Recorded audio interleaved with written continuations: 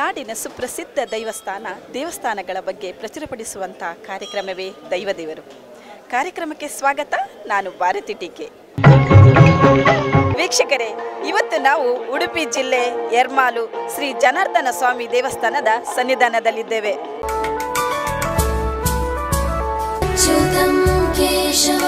ಸತ್ಯವಾಮಾಧವಂ ಮಾಧವಂ ಶ್ರೀಧರಂ ರಾಧಿಕಾ ರಾಧಿಕಂ ಇಂದಿರಾ ಮಂದಿರಂ ಚೇತಸಾ ಸುಂದರಂ ದೇವಕೀ ನಂದನಂ ನಂದಜಂ ಸಂದಧಿ.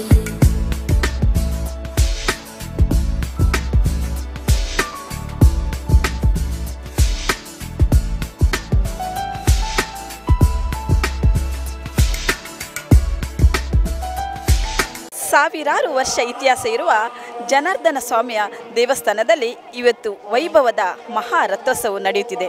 ಬನ್ನಿ ವೀಕ್ಷಕರೇ, ಇವತ್ತಿನ ದೈವದೇವರು ಸಂಚಿಕೆಯಲ್ಲಿ ಏನೆಲ್ಲ ವಿಶೇಷತೆ ಇದೆ ಇವೆಲ್ಲವನ್ನ ವೀಕ್ಷಿಸೋಣ.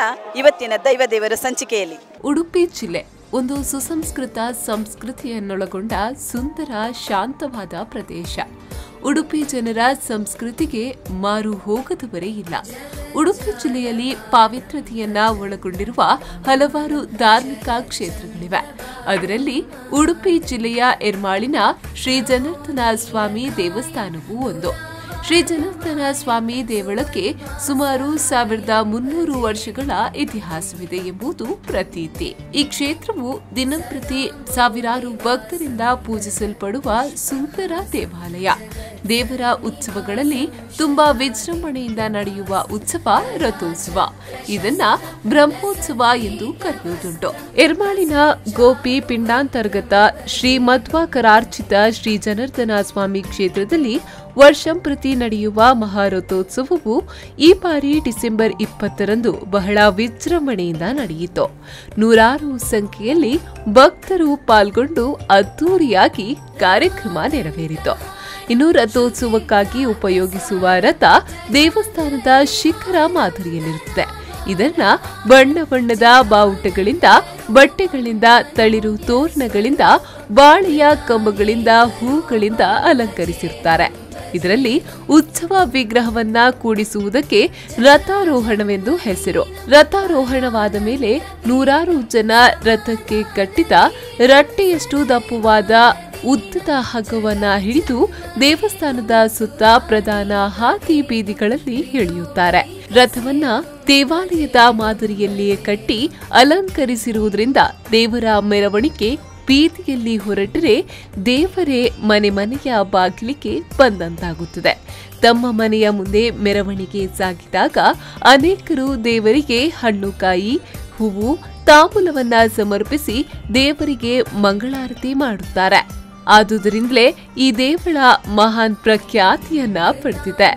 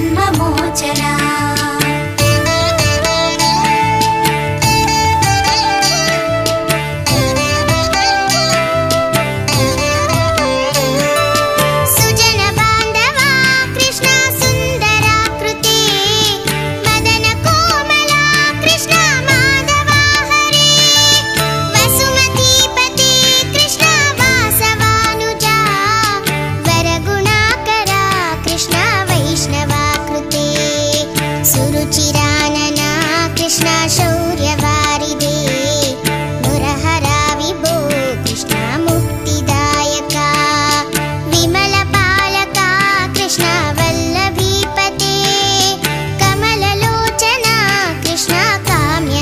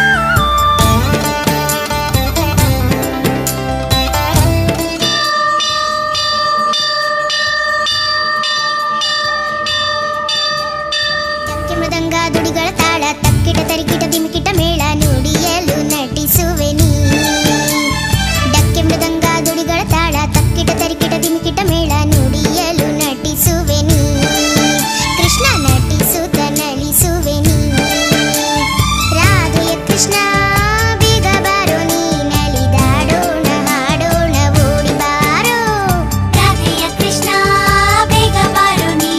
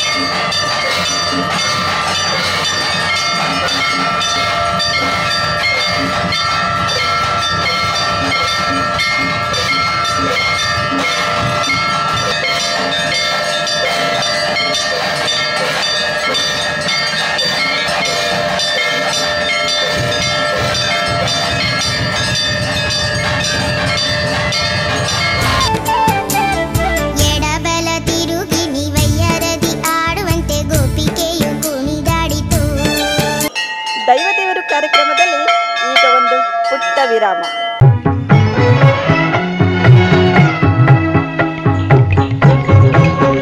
ವಿರಾಮದ ಬಳಿಕ ಮತ್ತೆ ದೈವದೇವರು ಕಾರ್ಯಕ್ರಮಕ್ಕೆ ಸ್ವಾಗತ.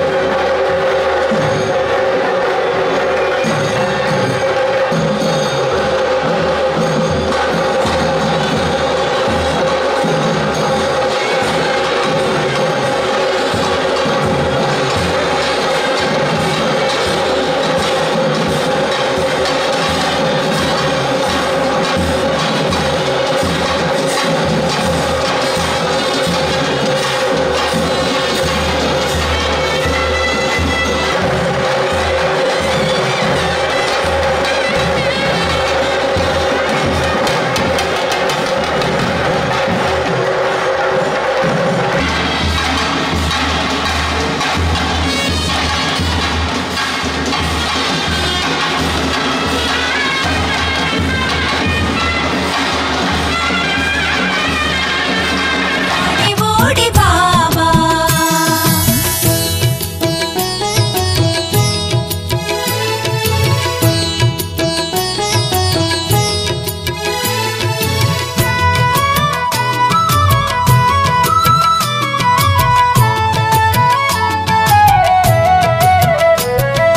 ದೇವಕಿ ನಂದನ ಕಾನನ ವಾಸ ಕೇಶವ ಹರಿ ಮಾಧವ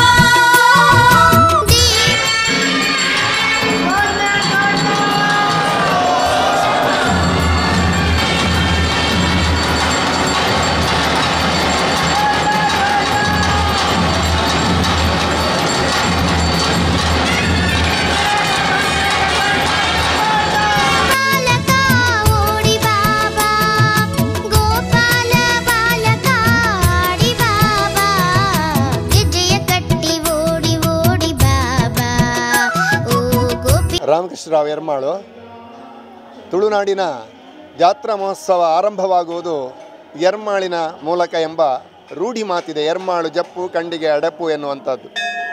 ಪ್ರಾಚೀನ ತುಳುನಾಡಿನ ಪ್ರಸಿದ್ಧ ದೇವಾಲಯಗಳಲ್ಲಿ ಯರ್ಮಾಳು ಶ್ರೀ ಜನಾರ್ದನ ಸ್ವಾಮಿ ದೇವಾಲಯ ಒಂದು. ಇದಕ್ಕೆ ಸುಮಾರು 1300 ವರ್ಷಗಳ ಇತಿಹಾಸ ಸೂಕ್ತ ದಾಖಲೆಗಳಿಂದ ದೊರೆಯುತ್ತವೆ. ಆಗ ಇದ್ದಂತಹ ಅರಸೊತ್ತಿಗೆ ಮಾರಮ್ಮ ಹೆಗ್ಗಡೆಯವರ ಅರಸೊತ್ತಿಗೆಯಲ್ಲಿ ಈ ಒಂದು ಜನಾರ್ದನ ಸ್ವಾಮಿ ದೇವಸ್ಥಾನವು ನಿರ್ಮಾಣವಾಗಿದೆ ಎನ್ನುವಂಥ ಉಲ್ಲೇಖ ದತ್ತಿ ಶಾಸನವೊಂದರಲ್ಲಿ ಲಭ್ಯವಾಗ್ತಾ ಇದೆ. ಇಲ್ಲಿ ಆರಾಧಿಸಲ್ಪಡುತ್ತಿರುವಂತಹ ಜನಾರ್ದನ ಸ್ವಾಮಿಯು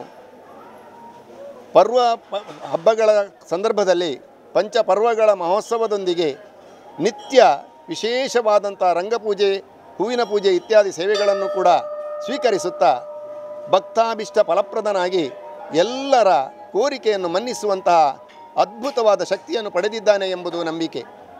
ಪುತ್ರ ಸಂತಾನ ಇಲ್ಲದವರು ಇಲ್ಲಿ ಬಂದು ಪ್ರಾರ್ಥನೆ ಮಾಡಿದಾಗ ಪುತ್ರ ಸಂತಾನ ಪ್ರಾಪ್ತಿಯಾಗಿದೆ. ವಿವಾಹ ಯೋಗ ಇಲ್ಲದವರಿಗೆ ವಿವಾಹ ಯೋಗ ಪ್ರಾಪ್ತ ಆಗಿದೆ. ಧನ ಸಂಪತ್ತನ್ನು ಕಳೆದುಕೊಂಡು ಎಲ್ಲ ಹತಾಶರಾದಾಗ ಅನ್ಯಥಾ ಶರಣಂ ನಾಸ್ತಿ ಎಂದು ವಂದಿಸಿದಾಗ ಅವರು ಕಳೆದುಕೊಂಡಂಥ ಸಂಪತ್ತುಗಳು ಪ್ರಾಪ್ತಿಯಾಗಿದೆ. ಈ ಹಿನ್ನೆಲೆಯಲ್ಲಿ ಯರ್ಮಾಳು ಜನಾರ್ದನ ಸ್ವಾಮಿಯ ಆರಾಧಕರು ದಿನ ಹೋದ ಹಾಗೆ ಹೆಚ್ಚುತ್ತಾ ಬರ್ತಾ ಇದ್ದಾರೆ. ಆದಿ ಜನಾರ್ದನ ಮತ್ತು ಜನಾರ್ದನ ಎಂಬ ಎರಡು ದೇವರನ್ನು ನಾವಿಲ್ಲಿ ಕಾಣಬಹುದು. 1300 ವರ್ಷಗಳ ಹಿಂದೆ ಸ್ಥಾಪಿಸಲ್ಪಟ್ಟಂತಹ ಜನಾರ್ದನ ಸ್ವಾಮಿಯ ಬಿಂಬವು ಒಡಕು ಉಂಟಾದದ್ರಿಂದ ಅದರ ಬದಲಿಗೆ ನೂತನವಾದಂತಹ ಬಿಂಬವೊಂದನ್ನು ಪ್ರತಿಷ್ಠಾಪಿಸಬೇಕು ಎಂದು ಊರಿನವರು ಹಂಬಲಿಸಿದಾಗ ಅರಸೊತ್ತಿಗೆಯವರ ಸಹಕಾರದೊಂದಿಗೆ ಪೇಟಮನೆಯವರು ಹಡಗಿನ ವರ್ತಕರು ಅವರಿಗೆ ಮಧ್ವಾಚಾರ್ಯರು ಹಡಗಿನಲ್ಲಿ ಬಂದಂತಹ ಗೋಪಿಚಂದನ ಪಿಂಡಾಂತರ್ಗತವಾದಂತಹ 3 ಮೂರ್ತಿಗಳು ಲಭ್ಯವಾದದ್ದು ವಿಚಾರ ತಿಳಿದಿತ್ತು.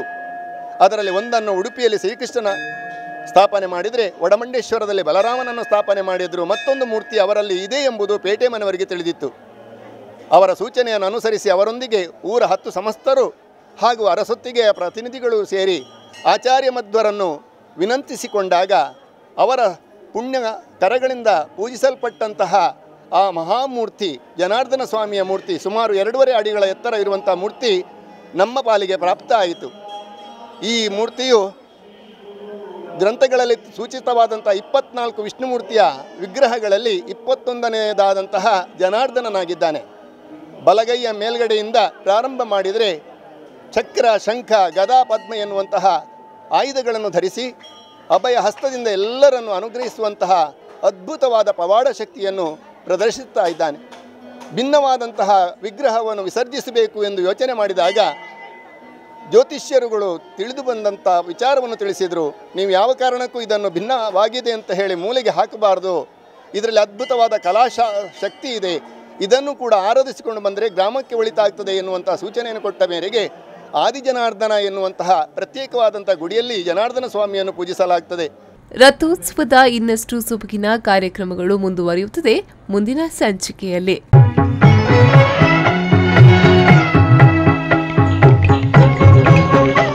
ಸಾವಿರಾರು ವರ್ಷ ಇತಿಹಾಸ ಇತಿಹಾಸ ಇರುವ ಶ್ರೀ ಜನಾರ್ದನ ಸ್ವಾಮಿಯ ದೇವಸ್ಥಾನದಲ್ಲಿ ಇವತ್ತು ವೈಭವದ ರಥೋತ್ಸವ ನಡೆಯುತ್ತಿದೆ.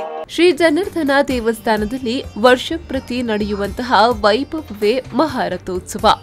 ಮಹಾಮಹೋತ್ಸವದ ದಿನ ದೇವಳವನ್ನ ಅತ್ಯಂತ ವೈಭವದಿಂದ ಅಲಂಕರಿಸಲಾಗುತ್ತದೆ. ವಾರ್ಷಿಕ ಮಹೋತ್ಸವದ ಪರ್ವಕಾಲವಾದ ಧ್ವಜಾರೋಹಣದಿಂದ ಪ್ರಾರಂಭವಾಗಿ ಸಂಪ್ರೋಕ್ಷಣೆ ಪರ್ಯಂತ ಪ್ರತಿದಿನ ವಿಶೇಷ ಕಾರ್ಯಕ್ರಮಗಳನ್ನು ನಡೆಸಲಾಯಿತು. ಇನ್ನು ವಿಶೇಷ ಪೂಜೆಗಳು, ಅಲಂಕಾರಗಳು, ವಿಶೇಷ ಬಾಲಕ ಸೇವೆಗಳು, ಸುಡುಮದ್ದು, ವಿದ್ಯುತ್ ದೀಪ ಅಲಂಕಾರಗಳು ಭಕ್ತರ ಕಣ್ಮನ ಸೆಳೆಯಿತು. ಬೇಡಿದ ಭಕ್ತರ ಸಕಲ ಇಷ್ಟಾರ್ಥಗಳನ್ನ ಸಿದ್ಧಿಸುವ ದೇವರ ಸನ್ನಿಧಿ ಅದು ಶ್ರೀ ಜನಾರ್ದನ ಸ್ವಾಮಿ ದೇವಳ ಸನ್ನಿಧಿ. ಯಾವುದೇ ಕೌಟುಂಬಿಕ ಸಮಸ್ಯೆಗಳು ಬರಲಿ ಭಕ್ತರು ಬೇಡುವ ಏಕೈಕ ದೇವರೆಂದರೆ ಅದು ಶ್ರೀ ಜನಾರ್ದನ ಸ್ವಾಮಿ. ಭಕ್ತರ ಸಂಕಷ್ಟಗಳಿಗೆ ನೇರ ಪರಿಹಾರ ಅದು ಜನಾರ್ದನ ಸ್ವಾಮಿಯ ದರ್ಶನ. ಶ್ರೀ ಜನಾರ್ದನ ಸ್ವಾಮಿಯ ದರ್ಶನ ಭಾಗ್ಯ ಅದು ಪೂರ್ವ ಜನ್ಮದ ಪುಣ್ಯ. ಅಯ್ಯ ನನಗೆ ಕಷ್ಟ ಎಂದು ದೇವರಲ್ಲಿ ಭಕ್ತಿಯಿಂದ ಪ್ರಾರ್ಥಿಸಿಕೊಂಡರೆ ಸಾಕು, ಕ್ಷಣಾರ್ಧದಲ್ಲಿ ಭಕ್ತರ ಸಂಕಷ್ಟಗಳು ದೂರವಾಗಿ ಬಿಡುತ್ತದೆ. ಜನಾರ್ದನ ಸ್ವಾಮಿಯ ದಿವ್ಯ ಕ್ಷೇತ್ರದಲ್ಲಿ ನಡೆದ ಮಹೋತ್ಸವದ ದಿನ ದೇವಳದಲ್ಲಿ ವಿಶೇಷ ಪೂಜೆಗಳು, ಸಾಂಪ್ರದಾಯಿಕ ವಿಧಿವಿಧಾನಗಳ ವಿಶೇಷ ಪೂಜಾದಿ ಕಾರ್ಯಗಳು ಸಾವಿರಾರು ಭಕ್ತ ಸಮೂಹದೊಂದಿಗೆ ಅದ್ದೂರಿಯಾಗಿ ನಡೆಯಿತು. ಗರ್ಭಗುಡಿಯಲ್ಲಿರುವಂತಹ ಶ್ರೀ ಜನಾರ್ದನನು ಜಗದ್ಗುರು ಮಧ್ವಾಚಾರ್ಯರ ಕರಾರ್ಚಿತವಾದಂತಹ ಅದ್ಭುತವಾದಂತಹ ಚೈತನ್ಯ ಶಕ್ತಿಯನ್ನು ತಾನು ಪಡೆದುಕೊಂಡು ಸಾವಿರಾರು ಭಕ್ತರ ಮನಾಭಿಷ್ಟವನ್ನು ಈಡೇರಿಸುತ್ತಾ ಈ ಎರ್ಮಾಳಿಗೆ ದೊಡ್ಡದಾದಂತಹ ಕೊಡುಗೆಯನ್ನು ನೀಡುತ್ತಾ ಬಂದಿದ್ದಾರೆ. ಇವರನ್ನು ನಂಬಿಕೊಂಡು ಬಂದಂತಹ ಒಂದು ಸಮುದಾಯವೇ ಇಲ್ಲಿದೆ. ಯಾವುದನ್ನು ಯಾಚಿಸಬೇಕಾಗಿಲ್ಲ, ನಾವೇ ಕೊಡ್ತೇವೆ ಎಂದು ಮುಂದೆ ಬರುವಂತಹ ಅನೇಕ ದಾನಿಗಳು ನಮ್ಮೊಂದಿಗಿದ್ದಾರೆ.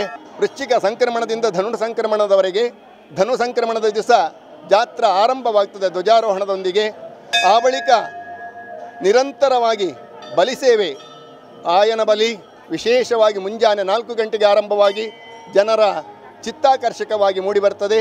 ತದನಂತರ ಕೆರೆದೀಪ, ತದನಂತರ ಮೂಡು ಸವಾರಿ, 3ನೆಯ ದಿವಸ ತೆಂಕು ಸವಾರಿ, 4ನೇ ದಿವಸ ಬಡಗು ಸವಾರಿ, 5ನೇ ದಿವಸ ಇವತ್ತು ಜಾತ್ರಾ ಮಹೋತ್ಸವ ನಡೀತಾ ಇದೆ. ರಾತ್ರಿ ಜಾತ್ರೆಯು ಬಹಳ ಅಪಾರವಾಗಿ ಸೇರ್ತಾ ಇದ್ದಾರೆ. ನಾಳೆ ಧ್ವಜ ಅವರೋಹಣ ಆಗಲಿಕ್ಕಿದೆ. ಅದಕ್ಕಿಂತ ಅವಭೃತ ಸ್ಥಾನಕ್ಕಾಗಿ ಉಚ್ಚಿಲ ಮಹಾಲಿಂಗೇಶ್ವರ ಸನ್ನಿಧಿಗೆ ಹೋಗಿ ಕಣ್ಣುಗಳಿಗೆ ಹಬ್ಬವನ್ನು ಕೊಡುವಂತಹ ಹರಿಹರರ ಜೊತೆಗೆ ಗರ್ಭಗುಡಿಯಲ್ಲಿ ಹರಿ ಮತ್ತು ಹರರು ಒಟ್ಟಾಗಿ ಏಕಕಾಲದಲ್ಲಿ ಪೂಜೆಯನ್ನು ಕೊಳ್ಳುವಂತಹ ಸೌಭಾಗ್ಯ ಎರ್ಮಾಳಿಗಲ್ಲದೆ ಬೇರೆ ಎಲ್ಲಿಯೂ ಸಿಗಲಿಕ್ಕಿಲ್ಲ.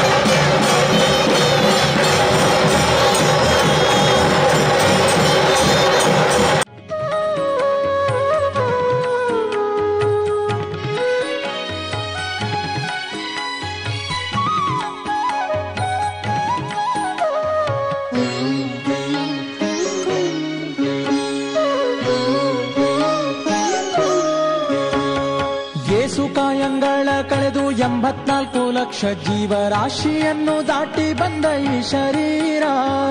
ಏಸು ಕಾಯಂಗಳ ಕಳೆದು 84 ಲಕ್ಷ ಜೀವರಾಶಿಯನ್ನು ದಾಟಿ ಬಂದ ಈ ಶರೀರ. ತಾನಲ್ಲ ತನ್ನದಲ್ಲ, ತಾನಲ್ಲ ತನ್ನದಲ್ಲ, ಆಸೆ ಥರವಲ್ಲ, ಮುಂದೆ ಬಾಹೋದಲ್ಲ. ದಾಸನಾಗು ವಿಶೇಷನಾಗೋ, ದಾಸನಾಗೋ ವಿಶೇಷನಾಗೋ, ದಾಸನಾಗೋ ವಿಶೇಷನಾಗೋ, ದಾಸನಾಗೋ ವಿಶೇಷನಾಗೋ.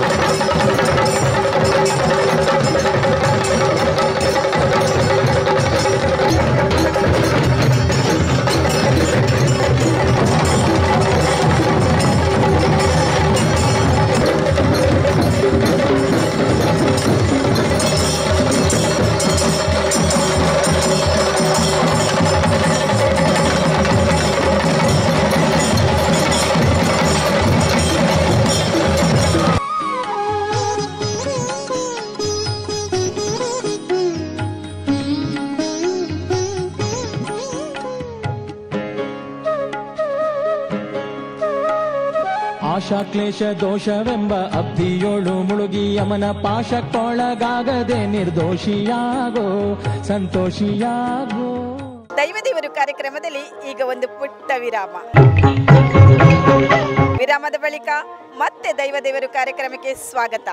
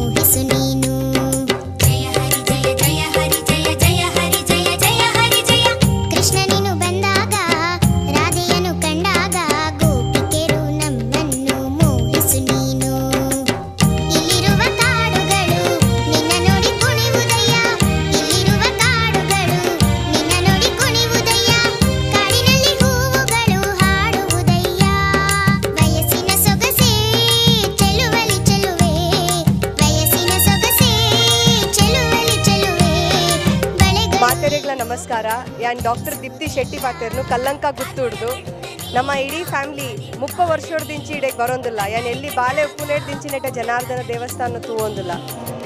ದಿನದ ದಿನ ವರ್ಷದ ವರ್ಷ ಮುಗುಲು ಮಾತ ಮಸ್ತ್ ಎಡ್ಡೆಡ್ ಅಲಂಕಾರ ಮಲ್ಪೇರು ದೇವರೇನು ಏಪಲ ಪ್ರತಿ ವರ್ಷ ಬಂದಾಗ ಬೇತೆನೆ ಒಂಜಿ ಆಯ್ತಾ ವೈಭವ ಉಪ್ಪುಂಡು.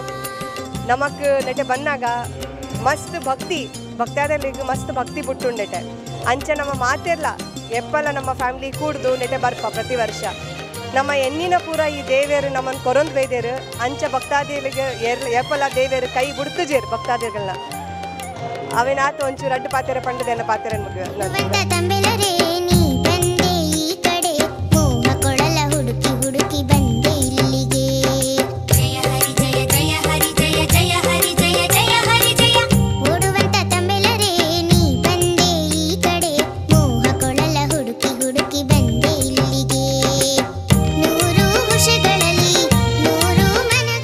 ಇಷ್ಟೊತ್ತು ನೋಡಿದ್ರಲ್ಲ ವೀಕ್ಷಕರೇ, ಶ್ರೀ ಜನಾರ್ದನ ಸ್ವಾಮಿಯ ಮಹಾ ರಥೋತ್ಸವದ ವಿಶೇಷತೆಯನ್ನು, ವಿಜೃಂಭಣೆಯ ರಥೋತ್ಸವದ ವಿಶೇಷತೆಯನ್ನು.